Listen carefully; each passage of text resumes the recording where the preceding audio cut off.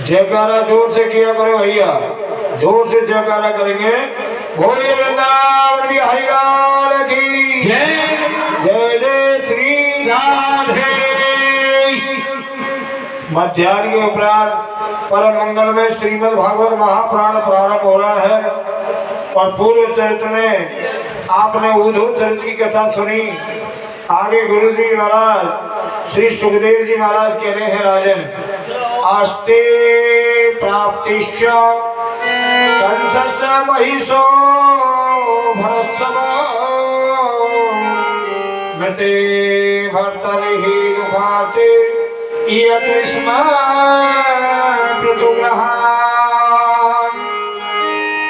अरे राजन, जब भगवान श्री कृष्ण ने राजा कंस को दंड दिया और प्रभु मथुरा नगरी में रहते हैं, तो कंस की दो धर्म पत्नियां थी। एक को नाम अस्ति, दूसरी को नाम प्राप्ति।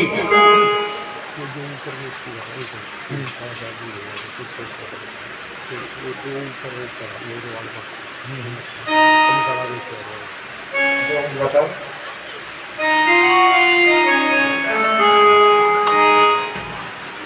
अस्ति और प्राप्ति नाम की दो धर्म पत्नियां हैं और ये पत्नियां राजा जरासंध की बेटी ही। सो रोती विलखती दोनों राजा जरासंध के पास गई और जरासंध से जाकर के निवेदन किया, महाराज तुम्हारे जमाई को कृष्ण बलराम ने समाप्त कर दिया है। महाराज जरासंध अपनी बेटियों का बदला लेने के लिए सेना लेकर के भगवान के नगर पर चढ़ाई करी। सुखदेव जी महाराज कहते हैं, राजन जब नगर पर आपत्ति आई तो कृष्ण बलराम भी सेना लेकर के रणभूमि में आ गए। देखते ही देखते युद्ध भयो।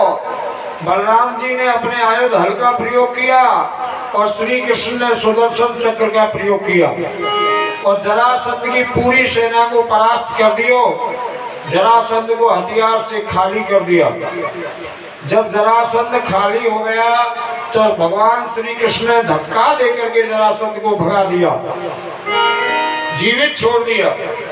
अब राजा परीक्षित ने ये प्रश्न किया, गुरुजी ये बताओ भगवान ने इसको जीवित क्यों छोड़ा? गुरुजी कह रहे हैं, बेटा क्योंकि भगवान ये जानते हैं कि ये दुष्ट है और दुष्ट हार करके बैठे वो नहीं और सेना लेकर के आएगा और मैं यहाँ बैठा बैठा दुष्टों को समाप्त करता रहूंगा। सो भगवान ने इसको जीवित छोड़ दिया। ये पुणे गया और पुणे जाकर के फिर से सेना लेकर के आया और फिर से भगवान के नगर पर चढ़ाई करी। भगवान ने फिर से इसको परास्त किया। यहाँ प्रकार से 17 बार जरासंध महाराज को परास्त कर दिया, हरा दिया। जब 17वीं बार जरासंध राजा हारे तो अब इसके पास एक भी सेना नहीं बची। आज ये हार करके फूटे हुए महल में खंडर में बैठा है। सो सामने देखा एक दीवार है और जहाँ दीवार पर एक चींटी चढ़ने की कोशिश कर रही है और ये चींटी 17 बार नीचे गिर गई और 17 बार कोशिश की। जब ये चींटी 18वीं बार चढ़ने की कोशिश की तो चींटी दीवार को पार कर गई। राजा जरासंध ने विचार किया, हो सकता है मेरी 18वीं बार जीत हो जाए। सो ये अपनी नगरी में आया और सेना का गठन किया। सुखदेव जी महाराज कहते हैं, राजन इस समय इनके पास कोई सेना तो है नहीं। सो गैया साधु ब्राह्मण की सेना तैयार कर रहे हैं और गाय ब्राह्मण साधु संतों से कहने लगा, सुनो अब मैं तुमको युद्ध में लेकर के जा रहा हूँ और यदि मैं हार गया ना तो तुम्हें जीवित नहीं छोड़ूंगा। सो गैया ब्राह्मण साधु भगवान से पुकार कर रहे, गोपाल जी बचाओ।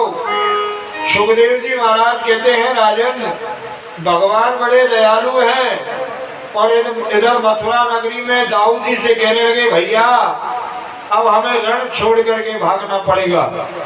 देखिए भगवान कितनी मर्यादा रखते हैं। प्रभु गाय ब्राह्मण साधु संतों पर हाथ नहीं उठाते। सो स्वयं भगवान अब रण छोड़ करके भागेंगे। प्रभु नारायण ने विश्वकर्मा जी को बुलाया और विश्वकर्मा जी को आदेश दिया, जाइए समुद्र के किनारे एक सुंदर नगरी को निर्माण करो। और दाऊ जी को आदेश दिया कि मथुरा वासियों को लेकर के प्रस्थान कर जाओ।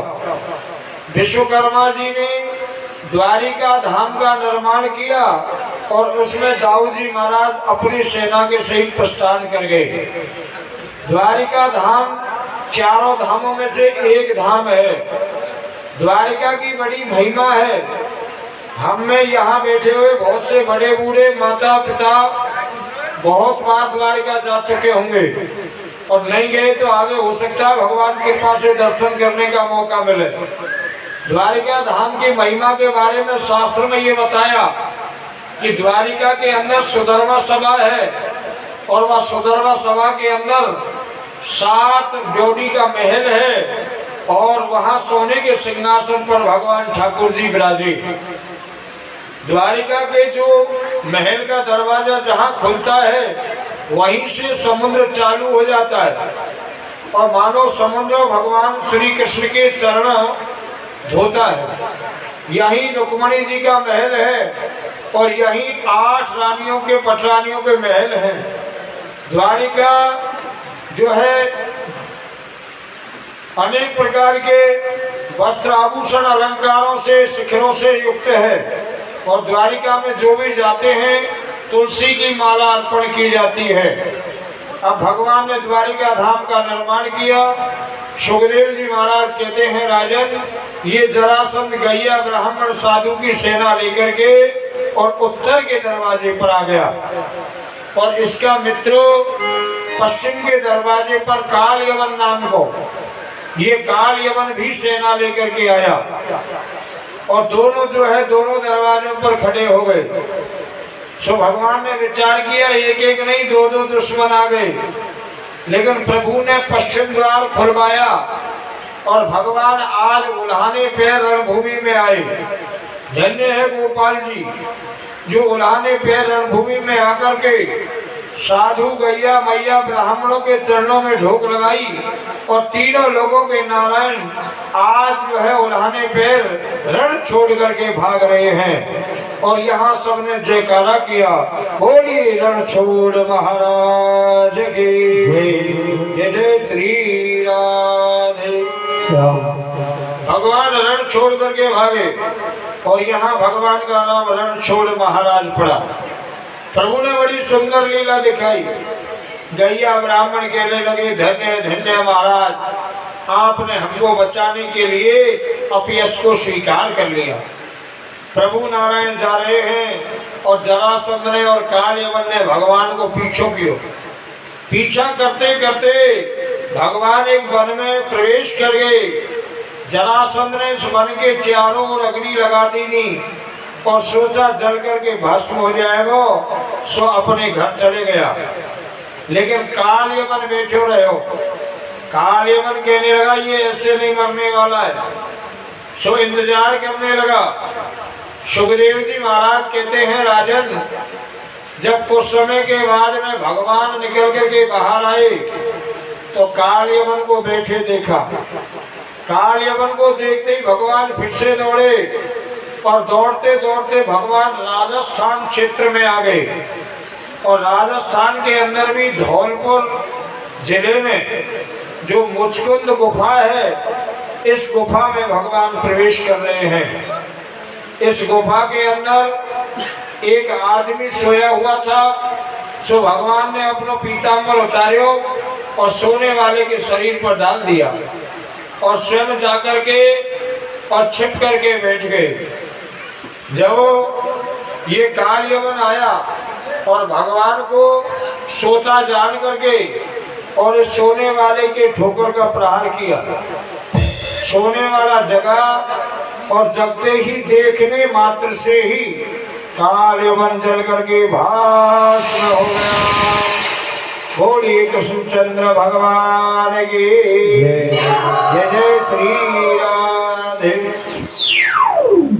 महाराज राजा परीक्षित ने ये प्रश्न किया, गुरुजी ये बताओ ये आदमी कौन था और इसके देखने मात्र से ये जल करके भस्म क्यों हुआ?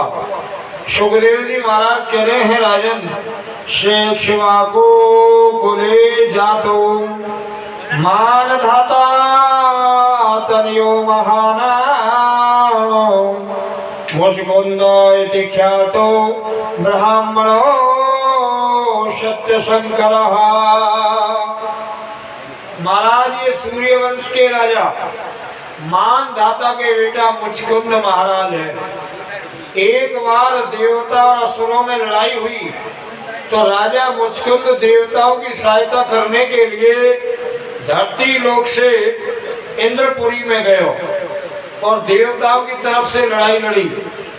जब देवता विजय हो गए तो देवताओं से विजय प्राप्त करने के बाद में मुचकुंद राजा से देवताओं ने कहा, भैया तेने हमारे युद्ध में बहुत सेवा करी, सो वरदान मांग लो। ये राजा कहने लगा, महाराज जब तक तुम्हारा युद्ध चलो है ना तब तक मैं सोयो नहीं, सो ऐसा वरदान दो कि मैं निर्विघ्न सोना चाहिए। यदि कोई मुझे जगावे तो देखने मात्र से ही भस्म हो जाना चाहिए। देवता ने कहा ऐसा ही होगा। ये राजा मुचकुंद धौलपुर की गुफा में आकर के सो गयो। बंसी पहाड़ के ऊपर भगवान पधारे हैं और प्रभु ने आज राजा को जगवाया और काल यवन को दंड दिलाया। जब काल यवन समाप्त हो गया तो भगवान गुफा से निकल करके बाहर आए। राजा मुचकुंद कहने लगा, महाराज कोई मेरी आंखों से धर्मात्मा तो नहीं मर गया। प्रभु कहने लगी, नहीं नहीं बेटा, मैंने पापी को दंड दिलाया है, अब तेरी भक्ति पूरी हो गई, तू वैकुंठ जा। सो भगवान नारायण को ध्यान कियो, प्रभु की परिक्रमा करी और राजा मुचकुंद वैकुंठ गमन कर गया।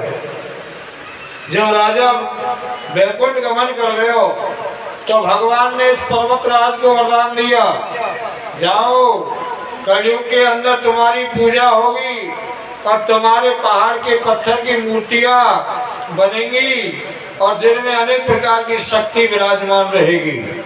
प्रभु वरदान दे करके और अब अपनी नगरी द्वारिका धाम में आ रहे हैं। भगवान ने जब द्वारिका में प्रवेश किया तो धुंधवी नगाड़े बजे और दाऊ जी महाराज ने द्वारिका के अंदर भगवान का स्वागत किया। प्रभु सोने के सिंहासन पर बैठे हैं और भगवान अब राजा बन गए और यहाँ भगवान को नाम द्वारिकाधीश महाराज पड़ गया। बोलिए द्वारिकाधीश महाराज।